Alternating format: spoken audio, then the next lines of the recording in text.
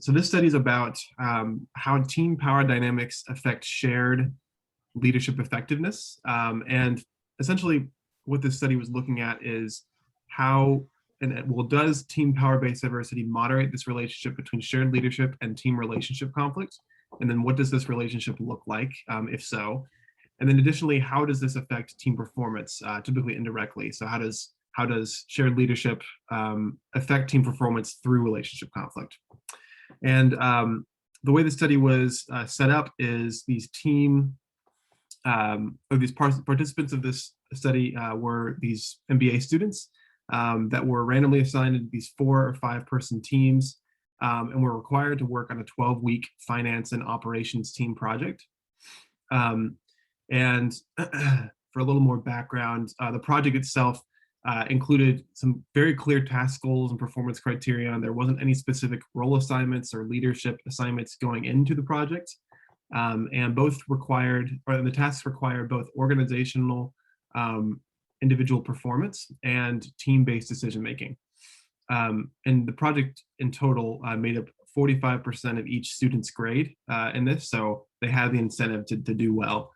And they believed that it was that this project had a big impact on their future promotional or employment prospects. So data were collected in these 2 stages. 5 weeks after the team was working on a project, the participants were surveyed, collecting these measures of shared leadership, relationship conflict, and a peer ratings-based measure of TPBD. And what TPBD is team power-based diversity. And the second measure was at the end of the 12-week project, the objective performance data was collected, which was essentially their grade that they got in the team project. And so this study looks at the kind of the literature behind shared leadership, and the literature behind shared leadership is kind of mixed on how it affects teamwork and teams in general and their outcomes. So some studies note the benefits of shared leadership and how it contributes to intra-team harmony and reduce conflict because you have more of a a maybe democratic process with leadership, whereas other studies that maybe focus on the element of power within teams suggest that shared leadership can lead to increased team conflict because you have a lot of fighting over turf and all of that. And so this study kind of addresses that dichotomy in the shared leadership literature through a theory called dominance complementarity theory, which is this idea that greater team harmony is produced when a team member's dominant behaviors, if you have one team member that's being kind of dominant in the group, if those are met with more contrasting, more submissive behaviors by other team members, there's going to be more of a productive team group atmosphere. And so the authors point out that within these teams, based on this theory, when you have higher differentiation or higher levels of differentiation in power styles and bases among these team members, it's vital for maintaining these high quality relationships when shared leadership is present. And so this differentiation in power is what team power-based diversity is, and they have a much more specific definition, but essentially it represents the difference among team members and the resources they use to influence others. And so they did all this methodology. That's kind of a background and theory section of this, but it's helpful for understanding the results a little bit more, which were that they found that the association between shared leadership and relationship conflict became increasingly negative with higher levels of team power-based diversity. And then additionally, as team power-based diversity increases, the indirect effect of shared leadership on team performance through relationship conflict also becomes increasingly positive. They also found that they did a post hoc exploratory analysis, and they examined the role of task conflict in these relationships. And they found that the interaction between shared leadership and team power-based diversity was significantly associated with both relationship and task conflict. But when task and relationship conflict were entered in as mediators, task conflict was not significantly associated, whereas relationship conflict was, which confirms that the interaction between shared leadership and team power-based diversity is positively associated with team performance through lowering relationship conflict, but not through the pathway of task conflict. And the researchers, as kind of a key takeaway, they suggested from these findings for, practically, that increasing leadership in teams may not necessarily be enough to create effective and productive teams. It's critical to consider how the role of power in combination with informal leadership dynamics can affect relationship conflict and potentially harm or benefit teams. They also noted the importance of sometimes formal leadership structures are better than informal. If you have a team that's just, anybody can become a leader, and you kind of have fighting shared leadership over how to do the team project and relationship conflict within that too, then sometimes formal leadership structures are better just to mitigate that.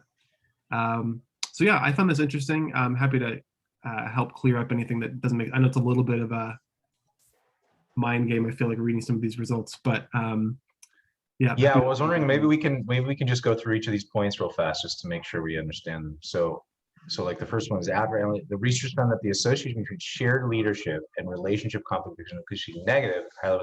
So when we say I just want to be clear. So team power-based diversity means the more power certain people have. So it's like there's a bigger differential in power within the team. Is that right? That's part of it. It's somewhat. It's more so the types of power that people choose to implement in order to influence others. So it's the difference among team members and the resources that they use to influence other people. So it's you can have different types of power. So for example, you have maybe more like information-based power. If you have a specific amount of information that maybe will help you gain some power in a group or whatever. But they have all these different types of power that people can kind of gain from and use to influence other people. So is it almost like thinking of it like as like department heads, like the IT person has information power, whereas someone else has, people management power, and someone else has like financial power or something like that? Yeah, like that might be a good kind of analogy for it. I think it's within like a team, a group, right, within a team. Yeah. So like team power-based diversity means people have similar amounts of power, but just different types of power. Yeah, and kind of how they decide to use them, because I mean, people, it's related to the dominance complementarity theory, which is like, when one person is way more outspoken or way more taking charge in some certain types of power, other people need to be more submissive in order for it to balance out in a way right. So there's not this constant power struggle. Exactly. Yep. Right. But if you can give people power, just different types of power, then there's not a power struggle. Everybody kind of respects each other's power in some way, right? Does that sound right? Yeah. Or it could go the opposite way too. It depends. Like it could be more spread out, and people could feel more. If you have more different types of power, they could work well together. Or I could see it going the opposite way and saying you have all these different people competing for a kind of control. Right. As long as they're not competing. Right. Because what it says so the association with shared leadership is negative. Okay, so as leadership as leadership goes up, shared leadership goes up, relationship conflict goes down, if team power-based diversity is high. Yeah. Okay.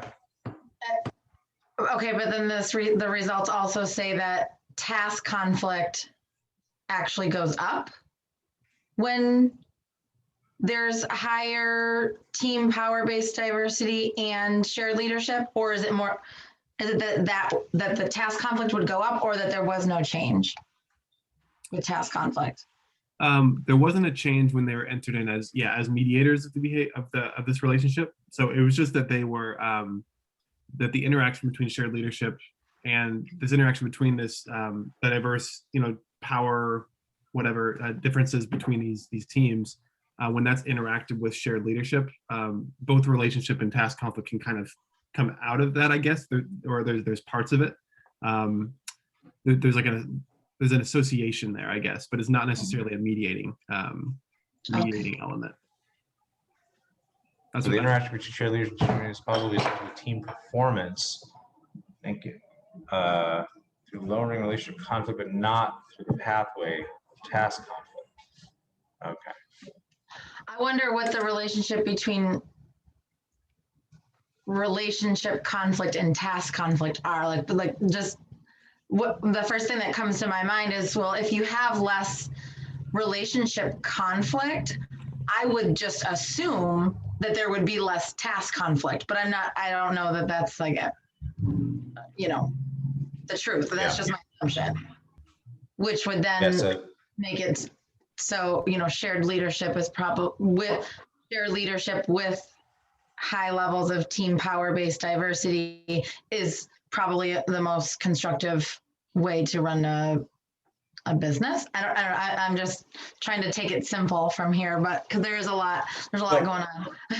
Yeah. So what does it mean? Does it mean that like you have a team where everyone is sort of in a leadership position, but they don't struggle for the same type of power? Then you'll have less relationship conflict, which leads to higher team performance. Is that a way of putting it? That's how I interpret it to be. Yeah, that makes sense. So everybody feels like they have some power, and they're in sort of a leadership role, in some sense, but they don't have the same. So that they each have like different departments or tasks that they have power over, so that there's no real struggle.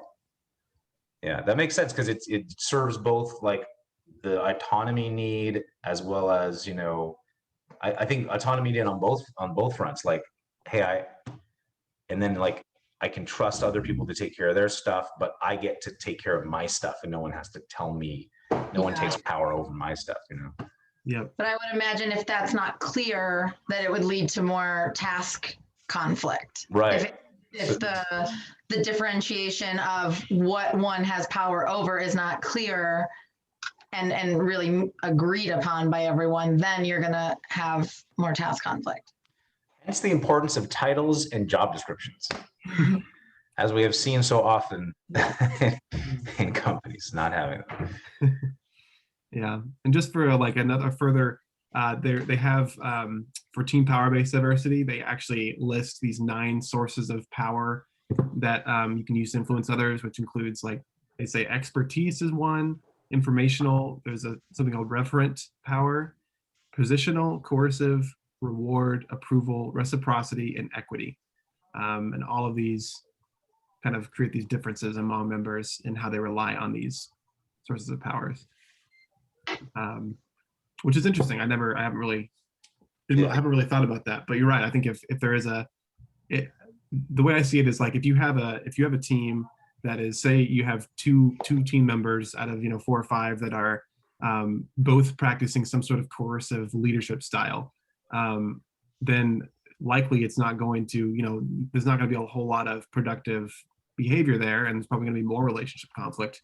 But because, and team-based diversity, this is kind of just a summary of the results, but team-based diversity, having a bunch of these different types of, I think what you said, Jeremy, is right. Like having a bunch of these different types of power better complement each other. And the more diverse. So it's good, like you get this power and you get this power and you get that power, Right.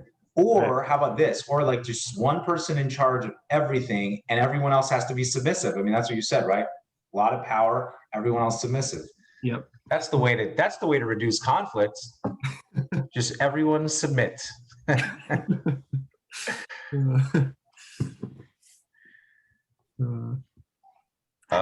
Cool. This is a good guess. Reality testing, I don't see that working, but Probably not. Probably not. I would probably get to the autonomy I need. That could be a whole training, Jeremy, teaching people how to submit to leadership. I don't really know. I don't think it would go so well, but should we start? Maybe we should have a training on that. Like the science says, one person should have all the power and everyone else submit. Yep. Don't think it works that well. and one person's getting their needs met and no one else's. Yep. I know, right? We've seen how that works.